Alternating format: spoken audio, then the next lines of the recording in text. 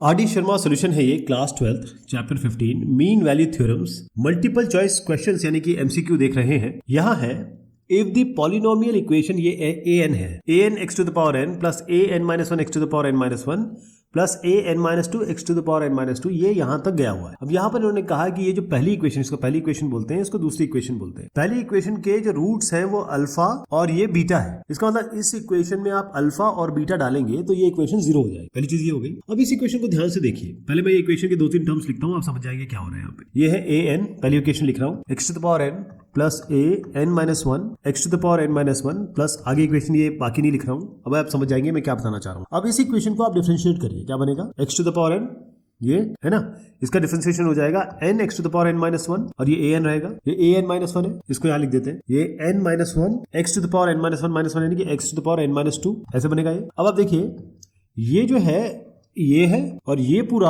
आपका ये है। इसी तरीके से ये तो खैर ये देख ही रहे हैं आप, और ये दूसरा जो टर्म है वो ये है। इसका मतलब ये इक्वेशन इसकी डिफरेंशिएशन है, ठीक। अब इस इक्वेशन को हम दोबारा देखते हैं। ये पहली इक्वेशन जो है, ये पहली इक्वेशन जो है वो आपकी पॉलिनोमियल इक्वेशन है ना। पॉलिनोमियल इक्वेशन जो है वो आपका अल्फा और बीटा, अगर आप कहें कि इसका डोमेन है, तो इसके अंदर ये कॉन्टिन्यूस, पॉलिनोमियल तो वैसे भी कॉन्टिन्यूस होता ही है और डिफरेंशिएबल भी होती है, तो कॉन्टिन्यूटी डिफरेंशिएबिलिटी दोनों हो गई। हम इसको करने वाले हैं रोलेस थ्योरम से। क्यों? क्योंकि पहली चीज हमें समझ में आ गई कि ये कॉन्टिन्यूस भी है, ये डिफरेंशिएबल भी है, और तीसरी चीज ये है कि ये डिफरेंशिएशन जो हमने किया है ना, और इसका ये जो है इसका डिफरेंशिएशन या फिर इसका एफ डैश यहाँ पर तो मान्य है, लेकिन जब इसका डिफरेंशिएशन करेंगे और इसको जीरो रखेंगे, इसका डिफरेंशिएशन तो ये है ना, मतलब ये अगर एफ एक्स है ये वाली इक्वेशन, तो ये इक्वेशन क्या हुई, एफ डैश एक्स, और इसी को हम जीरो रखते हैं तो एफ डैश एक्स, और इसी को सी बोलते हैं। तो सी जो है वो अल्फा और बीटा के बीच में लाई करेगा, कम से कम एक सी मिलेगा जो अल्फा और बीटा के बीच में लाई करेगा। तो इस इक्वेशन का रूट क्या होगा, कम से कम एक तो होगा, जैसे सी, रोले थ्योरम ये तो कहता है अगर कॉन्टिन्यूटी है, डिफरेंशिएबिलिटी है, और फिर हम आगे कहते हैं एफ ए बराबर एफ बी है, तो फिर हम ये कहते हैं कि एफ अल्फा मतलब एफ अल्फा बराबर एफ बीटा होना है यहाँ पर, और दोनों में ये जीरो दे रही है इक्वेशन क्योंकि रूट्स है इसके। तो ये तीनों कंडीशन मीट हो गई, तो हम ये कह सकते हैं कि एक सी इसके बीच में जरूर है, कम से कम एक सी होगा जो इस इक्वेशन के लिए होगा। तो आप क्या करेंगे, एटलीस्ट वन रूट। इसका उत्तर क्या है, एटलीस्ट वन रूट। अब मैं जरा इसको क्लियर कर देता हूँ क्योंकि अब आपको लिखना भी होगा जो मैंने आपको बताया है, तो वो कैसे दर्ज करना है, मैंने जो आपको मौखिक तौर पर बोला है वो पूरा यहाँ पर दर्ज किया गया है। इस तरीके से आपको ये पूरा लिखना है। If 4a plus 2b plus c equals 0, then the equation 3ax square plus 2bx plus c बराबर 0 has at least one real root lying in the interval। किस इंटरवल में ये होगा, है ना। कैसे करेंगे इसको, देखिए सबसे पहले हमारी जो इक्वेशन है उसको हम लिख लेते हैं। ये हमारी, ये बाद में आएगा, पहले हम ये इक्वेशन लिखेंगे, ये वाली। अब ये कहां से आई होगी, थोड़ा सा सोचिए जरा, ये इक्वेशन किधर से आई होगी। अगर मैं एक ऐसी इक्वेशन लिखता हूं, देखिए ए एक्स क्यूब, इसका डिफरेंशिएशन क्या होगा, 3ax स्क्वायर, होगा नहीं होगा, यही चीज आ गई। दूसरी चीज में लिखता हूं बी एक्स स्क्वायर, इसका डिफरेंशिएशन तो क्या करेंगे, इसका डिफरेंशिएशन में क्या आएगा, 2bx, जो कि ये है, नहीं है। तीसरी जो है हम क्या करेंगे, यहां पर लिख देते हैं प्लस cx, इसका डिफरेंशिएशन क्या होगा, प्लस ये सी आ जाएगा, और यहाँ पर कोई एक डी लगा दीजिए कोई भी, क्योंकि वो तो जीरो होना ही है, आपको ये जीरो हो ही जाएगा। तो अगर हम एक इक्वेशन मान के चलें जिसको हम कहेंगे एफ एक्स बराबर हमारा है a x cube plus b x square, क्योंकि हम जान रहे हैं कि ये अभी इसका डिफरेंशिएशन है और ये जीरो के बराबर इस क्वेश्चन में दिया हुआ है। तो a x cube plus b x square plus c x plus d, जिसका डिफरेंशिएशन ये इक्वेशन हम जानते हैं ये आने वाला है, और हम ये भी देख रहे हैं कि एफ जीरो रखेंगे तो क्या आएगा, इसमें डाल के देखिए, ये जीरो ये जीरो ये जीरो, डी आएगा केवल, और F2 डाल के देखिए आप, क्योंकि मैंने क्यों डाला इसमें जीरो, मुझे यहाँ दिख रहा है 0 2 0 1 इस तरीके से, तो जीरो डाला। अब मैं F2 डालता हूँ इसमें, F2 में क्या होगा, इसी इक्वेशन में, तो A 2 cube plus B 2 square plus C 2 plus D, मतलब 8A plus 4B plus 2C, यही है ना। अब ये चीज क्या दिख रही है आपको, इसको मैं जरा 2 बाहर ले लेता हूँ, इसे 2 बाहर ले लेंगे तो क्या आएगा, ये हो गया 4A plus 2B plus C, ये तो आ गया। लेकिन ये क्या दिया हुआ है इस क्वेश्चन में, ये तो जीरो दिया हुआ है, इसका मतलब ये 2 इंटू जीरो, ये भी जीरो हो गया। तो अगर आप ये कह रहे हैं भाई कि अब यहाँ पर F0 आपने निकाला, F2 निकाला, और ये क्वेश्चन ये जो इक्वेशन है जो मैंने बनाई है, इसमें तो आपको कोई दिक्कत नहीं लग रही है ना, ये आपका इस इंटरवल में 0 और 2 में ये आपका, अब ऐसा स्क्वायर ब्रैकेट लगा देते, ये क्लोज इंटरवल में आपका एक तो कॉन्टिन्यूस भी है ये फंक्शन, और ओपन इंटरवल 0-2 में ये डेरिवेबल भी है, और f0 बराबर f2, क्योंकि मैं आपसे ये कह रहा हूं हमको दोनों वैल्यू चाहिए, ये वाली f0 क्या आ रहा है हमारा d, और यहां पर क्या आ रहा है f2, क्योंकि ये जो पूरी चीज बनाई है मैंने इस जगह पे, यहां तक तो ये जीरो हो गया, लेकिन ये साथ में प्लस डी भी है ना, तो क्या बना, ये डी रह गया इसमें, तो f0 बराबर f2 भी है। तो अगर आप 0 और 2 इंटरवल लें तो ये इक्वेशन कॉन्टिन्यूस है, डिफरेंशिएबल है, एफ ए बराबर एफ बी भी है। और जब ये एफ ए बराबर एफ बी आ रहा है तो आप कह सकते हैं रेले थ्योरम के हिसाब से कि F dash C, F dash x, जो भी आप कहें वो बराबर जीरो होगा, है ना।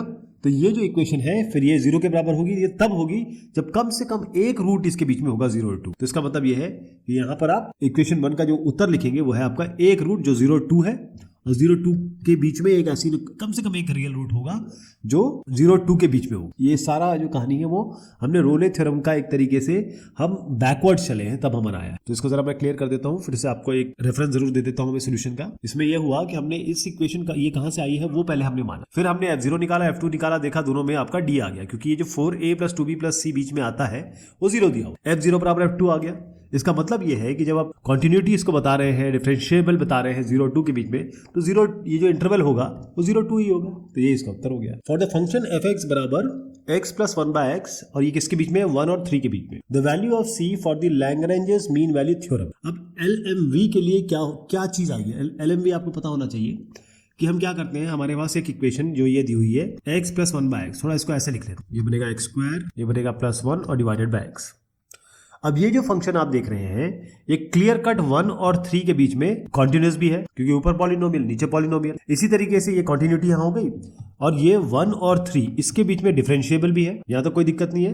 तो लैग्रेंजेस मीन वैल्यू की दोनों कंडीशन सेटिस्फाई हो चुकी है, पूर्ण हो चुकी है कि आपको कॉन्टिन्यूटी होना चाहिए और डिफरेंशिएबल होना चाहिए। और अगर ये दोनों ही हो गया तो f'(c) या कहें f'(x) बराबर होता है fb - fa b - a, यानी कि यहाँ पर आएगा f3 - f1 b - a। क्या है ये 1a है, 3 आपका b है, तो 3 - 1 हो जाएगा 2, तो ये f3 - f1/2 आ गया, है ना। यहाँ तक क्लियर है। ये जो चीज़ है f3 हमारे पास ऑलरेडी इक्वेशन है ही, तो f3 निकाल लेते हैं। तो ये होगा 3 स्क्वायर + 1/3 यानी कि 9 + 1 10/3, और f1 भी निकाल लेते हैं। f1 क्या आएगा, 1² + 1/1 यानी कि ये 1 ही है, तो एक 10/3 आ गया, एक 1 आ गया। तो ये fb - fa भी कर लेते हैं, ये 10/3 - 1 यानी कि 10 - 3/3 यानी कि 7/3, नीचे 2 है तो 7/6 आ गया जी। आ रहा है ना, अब समझ में आ रहा है आपको। ये जो x + 1/x है इसमें हमने f3 रखा पहले, तो 3 + 1/3 हुआ, यानी कि अगर इसको 1 ऐसे भी करें तो भी 9 + 1/3 यानी कि 10/3 आ रहा है ये। इसी तरीके से f1 रख दिया हमने, तो 1 + 1/1, अच्छा ये 2 आ रहा है जी, देखिए ये है 1 + 1/1, इधर से ये 2 आ रहा है। तो यहाँ ये जो चीज़ है ना, ये f1 जो मैंने बताई आपको, ये 1 नहीं है, 1² + 1, ये तो 2 आ रहा है ना, तो ये थोड़ी सी मिस्टेक है जो मैं ठीक कर रहा हूँ, ये 2 है। अब यहाँ पर 10 ये नहीं करेंगे, हम करेंगे 10/3 - 2, तो 10 - 6/3 यानी कि 4/3, ये आपका 4/3 आ रहा है। तो ये 4/3 तो ऑलरेडी था और नीचे 2 ऑलरेडी है, तो ये हो गया 4/6 यानी 2/3। तो ये पूरा जो है आपका 2/3 आया, ये आपका 2/3 आया, लेकिन ये किसके बराबर है, इसके डिफरेंशिएशन के बराबर है। तो इसको डिफरेंशिएशन कर लेते हैं, f' निकाल लेते हैं, तो इसका डिफरेंशिएशन होगा अलग अलग कर लेते हैं बेसिकली, x + 1/x को ऐसे कर लेते हैं, x का 1 और इसका होगा -1/x², तो बनेगा 1 - 1/x² यानी कि x² - 1/x², और इस ये जो x² - 1/x² आ गया इसको हम बराबर करेंगे 2/3 से, तो ये हो जाएगा 3x² - 3 = 2x², और ये बनेगा 3 - 2 यानी कि x² बराबर 3, x बराबर ±√3। ये x बराबर ±√3 बना, लेकिन 1 और 3 के बीच में क्या आ रहा है जी, -√3 आएगा, बिल्कुल नहीं आएगा, केवल +√3 आएगा इसके बीच में। 1.732 वैल्यू होती है ना, ये आपका √3 इसका उत्तर होगा। मैंने जो सारी कहानी बताई इसको मैं थोड़ा अच्छे तरीके से फॉर्मल तरीके से आपके समक्ष प्रस्तुत करना चाहूंगा, जो कि कुछ इस तरीके से होगा। अगला है, if from Lagrange's mean value theorem we have x1 = f'(b), ये fb है, ये थोड़ा सा शायद वो हो गया है, मिस्टेक हो गई है। तो इन्होंने कहा कि अगर लैग्रेंजेस मीन वैल्यू थ्योरम, अगर आपके पास f'(x) ये है, fb - fa b - a, तब इसमें बताना आपको क्या चीज ट्रू होगी, है ना। तो यदि लैग्रेंजेस मीन वैल्यू थ्योरम है और आप कह रहे हैं कि कोई एक कांस्टेंट c है जो a और b के बीच में लाई कर रही है, और b की बात चल रही है ना यहाँ पर, तो f'(c) बराबर होता है, f'(c) बराबर क्या होगा, fb - fa b - a, ठीक। इसका मतलब यह है कि f' यहाँ पर क्या हो रहा है, x1 है, f'(x1) बराबर fb - fa b - a, और x1 किसके बीच में आ रहा है, ये किसके बीच में होना चाहिए, ये a और b के बीच में होना चाहिए। ये जो लैग्रेंज मीन वैल्यू थ्योरम कहता है कि a और b के बारे में बात कर रहे हो, इसका डिफरेंशिएशन अगर इसके बराबर है, तो जो भी वैल्यू आप यहाँ लिख रहे हो, c हो, x हो, या यहाँ x1 लिखा है, वो ए और बी के बीच में लाई करनी चाहिए। तो x1 किसके बीच में, ए और बी, यानी कि ए यहाँ बी यहाँ, तो ऐसे कर दीजिए इसको, ये बी यहाँ, तो ए x1 बीच में है, ए यहाँ बी यहाँ, तो ये इसका उत्तर होगा। ठीक है जी, जो हमने किया है ये हमने केवल जो इसकी डेफिनेशन है उसी को लिख दिया सीधा, और यही आपका उत्तर आ गया। Rolle's theorem is applicable in case of, अब इसमें दिया हुआ है 5x बराबर a to the power sin x। इस वाले में रोले थ्योरम इज एप्लीकेबल, ये रोले थ्योरम कब एप्लीकेबल होगा, किसी भी इंटरवल में 0 और पाई के बीच में, 0 और पाई बाय 2 के बीच में, या किसी के बीच में भी नहीं। तो हमारे पास फंक्शन क्या है, ये पहले तो ये फंक्शन लिख लीजिए, ये आपका 5x बराबर है a to the power sin x, और ये है a ग्रेटर देन 0, तो ये है आपका a ग्रेटर देन 0। पहले इसको डिफरेंशिएट कर लेते हैं, यानी कि इसको हम fx मानते हैं और हम f डैश x कर रहे हैं, तो a टू द पावर मतलब ये a to the power x वाला समझ लीजिए। a to the power x का होता है a की power x log base e a, ऐसा होता है।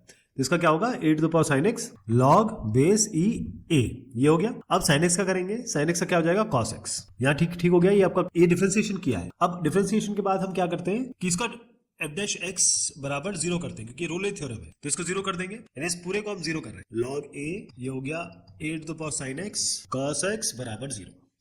अब आप इसको देखिए ध्यान से कि ये जो a टू द पावर, यानी a तो कोई कांस्टेंट है और इन्होंने कहा a ग्रेटर देन 0 है, तो ये तो कभी 0 हो ही नहीं सकता आपका, ये वाला 0 हो सकता है, कभी नहीं हो सकता। और a अगेन ग्रेटर देन 0 है, तो log a बेस e, ये भी 0 नहीं हो सकता। इसका मतलब 0 होना किसको पड़ेगा, cos x को 0 होना पड़ेगा। और हम क्योंकि c के बारे में बात कर रहे हैं, तो आप f डैश c कह लीजिए इसको, तो ये cos c को 0 होना पड़ेगा। तो cos कब 0 होता है, मतलब किस एंगल पे 0 होता है, जब c 90 डिग्री हो, यानी कि पाई बाय 2 हो, और पाई बाय 2 किसके बीच में आ रहा है, देखिए 0 और पाई के बीच में आ रहा है ना, तो 0 और पाई के बीच में आ रहा है, तो आप ये कहेंगे कि c belongs to 0 and pi, और c क्या है, पाई बाय, जो इसके बीच में, क्योंकि 0 0 होता है, पाई 180 डिग्री होता है, पाई बाय 2 इसके बीच में होता है 90 डिग्री।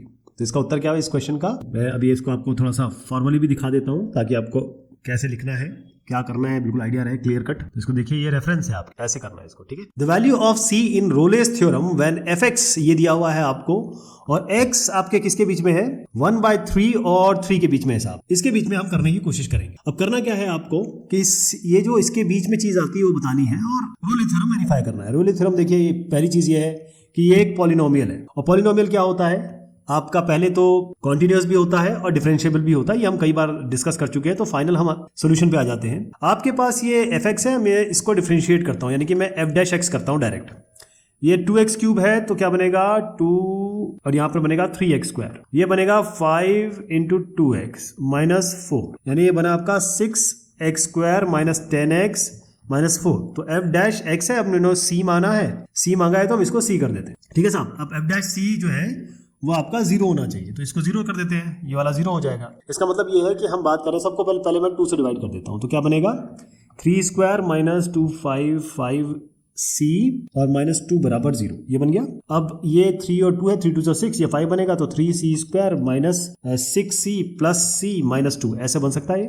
तो 3c ले लेते हैं, c माइनस 2 बन गया यहाँ पे, और यहाँ पर भी प्लस 1 बाहर ले लेते हैं, c माइनस 2 बराबर 0। तो c minus 2 into 3c plus 1 बराबर 0, इसको 0 करेंगे तो c बराबर आपका 2 आ गया, और यहाँ से c बराबर आया आपका माइनस 1/3। और देखिए इसके बीच में क्या आ रहा है, ये आपको पॉजिटिव दिख रहा है ना, अगर मैं इसको ऐसे लूं, ये 1, ये है 2, ये है 3, तो 3 तो ये हो गया, 1/3 करीबन इसके बीच में कहीं आएगा, यहाँ मान लेते हैं इसको, मतलब 1/3 इधर कहीं आएगा। तो हमारे पास आया 2 इनके दरमियान आता है, मतलब इसके दरमियान आता है, यहाँ पर है 2, तो हम लेंगे 2, तो उत्तर इसका होगा 2। क्लियर। अब इसको क्या करते हैं, मैं आपको इसका सोल्यूशन जरूर दिखाऊंगा, क्योंकि हमेशा कोशिश मेरी ये रहती है कि आप जाने आपको लिखना कैसे है, इसको परफॉर्म कैसे करना। नेक्स्ट क्वेश्चन बनता है, when the tangent to the curve y equals to x log x is parallel to the chord joining point this and this, the value of x is। तो हमारे पास ये फंक्शन है y बराबर, यहीं से शुरू कर देते हैं, x log x। अब आगे की बात हम तब करेंगे, पहले हम इसको डिफरेंशिएट करते हैं, यानी कि अगर मैं इसको dy by dx करूंगा तो यही मेरा स्लोप होता है, यही मेरा m होता है। तो इसको डिफरेंशिएट कर देते हैं। डिफरेंशिएट कैसे करेंगे,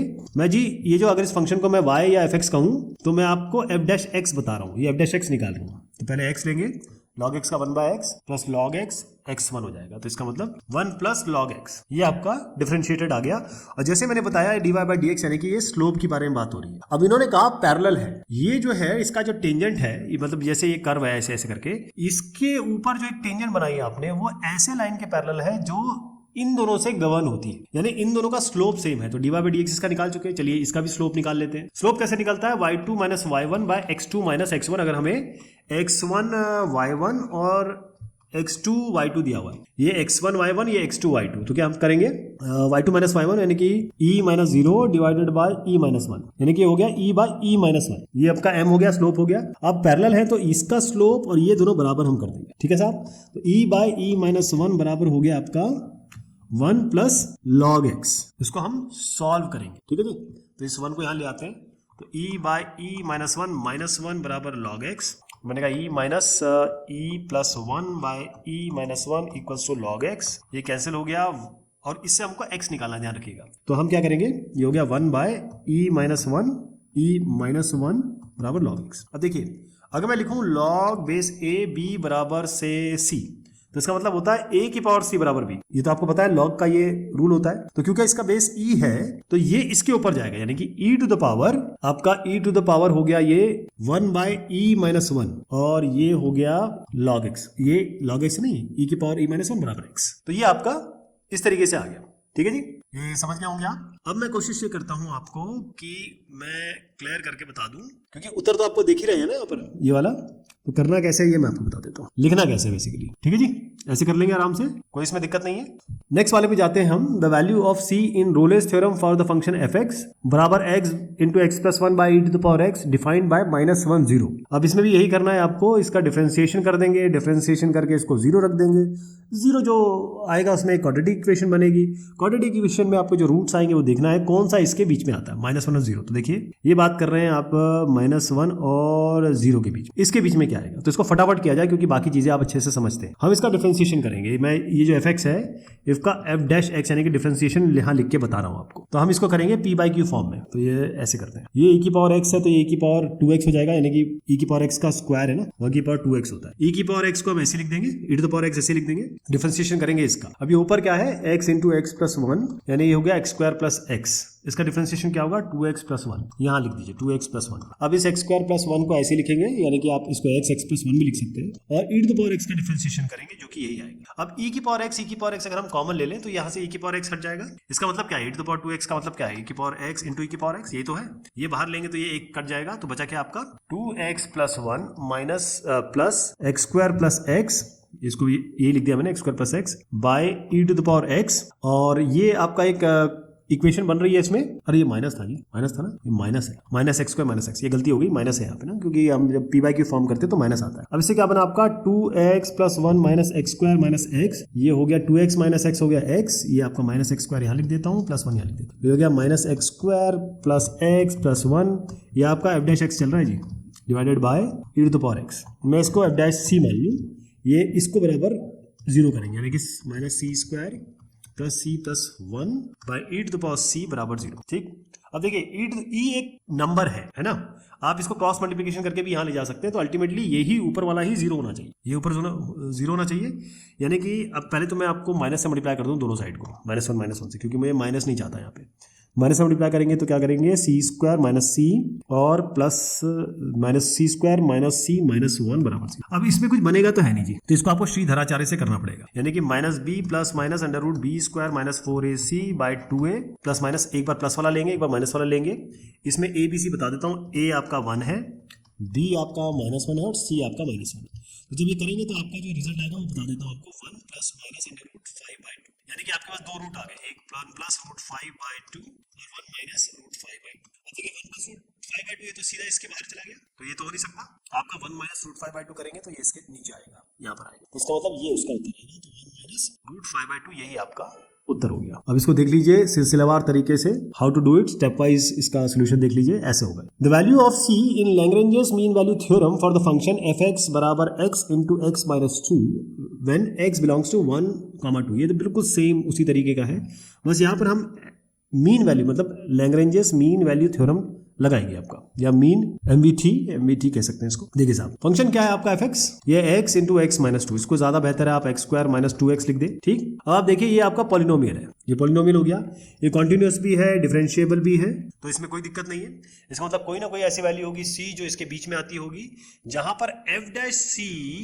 बराबर होगा f b minus f a by b minus a. अब फंक्शन नॉर्मल फंक्शन जो एफ एक्स है उसमें एफ बी निकालते हैं, एफ बी ए ये है बी ए है, यानी कि यहाँ पर F two minus F one by two minus one निकालेंगे। तो एफ टू पहले निकाल लेते हैं, ये क्या आएगा two square minus two into two, और एफ वन निकाल लेते हैं वन स्क्वायर माइनस टू, यानी कि ये आपका आ गया जीरो, ये आपका आ गया माइनस वन। अब इसको इसमें रख देते हैं, एफ बी क्या है एफ टू यानी कि zero minus of minus one और डिवाइडेड बाय बी माइनस, यानी कि टू माइनस वन तो वन ही हो गया। तो बेसिकली ये बनना माइनस माइनस प्लस वन बना, ये प्लस वन आ गया। ये किसके बराबर करना है आपको, एफ डैश एक्स के बराबर, यानी कि एफ डैश सी या एक्स जो भी आप बोले, ये डिफरेंशिएशन इसका करके हम बराबर कर देंगे। तो मैं डिफरेंशिएशन कर देता हूँ इसका टू एक्स माइनस टू, और किसके बराबर रखना है f b minus f a by b minus, यानी कि प्लस वन के बराबर। तो टू एक्स आ गया आपका थ्री के बराबर, एक्स बराबर आ गया थ्री बाई टू, ये होता है 1.5। आप वन और टू देख लीजिए, वन और टू का हाफ ही होता है 1.5, यानी कि ये, तो आपका x बराबर 3/2 आ गया। 3/2 1/2 के बीच में लाई करता है। तो तरीका ये होगा, लेकिन लिखना ऐसा नहीं होगा, मैं तो केवल आपको लॉजिक क्लियर करता हूं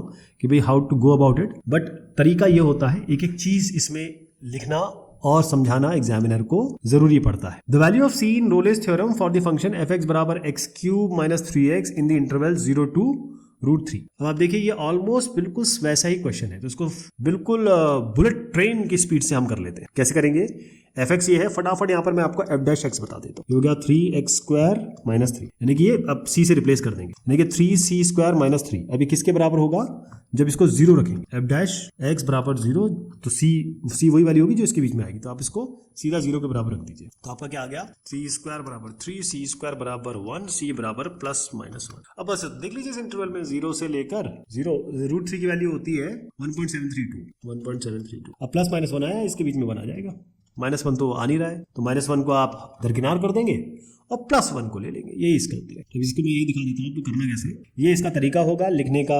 सारा जो कार्य है वो मैंने आपको दिया है, समझाने का काम मेरा। ओके, हमने काम बांट लिया ना दोनों भाई ने, अच्छा रहा। यहाँ पर है एफ एक्स बराबर e to the power x sine x, और ये 0 से पाई के बीच में आपको रोलेस थ्योरम के हिसाब से बताना है ये सी क्या हो। तो एफ एक्स आपको दिया हुआ है ये e to the power x sine x, f dash x निकालते हैं, हमें पता है रोले थ्योरम में सबसे पहले एफ डैश एक्स निकालना पड़ता है। तो यहाँ पर कैसे डिफरेंशिएट करोगे आप इसको इस तरीके से करोगे, e की पावर एक्स साइन एक्स का होगा cos x, फिर साइन एक्स यहाँ लिख दीजिए, e की पावर एक्स का e की पावर एक्स होगा। यहाँ तक कोई दिक्कत नहीं है आपको, हम चाहे तो ये e to the power x को बाहर ले ले और ये जगह sine x plus cos x। अच्छा ध्यान रखिएगा, जब हम इसको बराबर करेंगे रोले थ्योरम में 0 के बराबर, तो हम ये c ले लेंगे, यानी कि e to the power c, हम f डैश c को बराबर 0 कर लेंगे, वो तभी तो c निकल के आएगा इसके बीच में। तो ये हो गया e की power c cos c plus sign c, आगे पीछे हो गया है, वैसे ऐसे लिखना था, कोई बात नहीं, बराबर 0। अब ये e तो एक नंबर होता है, आपको पता है ना, ये एक प्रॉपर नंबर है, तो 0 तो हो नहीं सकता है। cos x plus sign